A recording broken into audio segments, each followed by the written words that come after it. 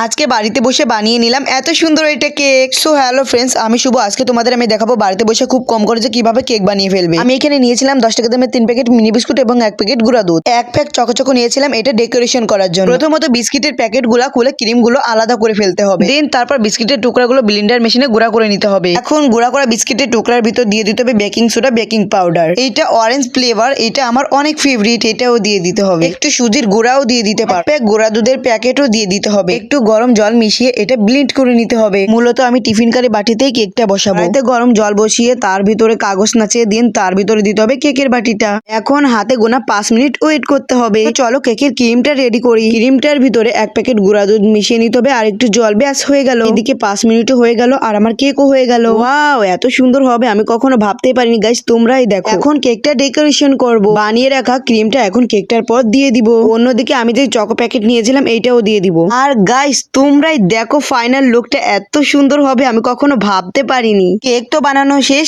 এবার খাওয়ার পালা। আমি হ্যাপি বার্থডে টু মি বলে কাটা শুরু করে দিলাম। এত সুন্দর কেক যদি আমি বাড়িতে বসে বানিয়ে খেতে পারি তাহলে বাইরে থেকে কিনে খাবো কেন? যখন আমি বাড়িতে কিছু বানাই না কেন তখনই কেউ না কেউ চলে আসে। আজকে ডবল আর ডাবলু এসেছিল।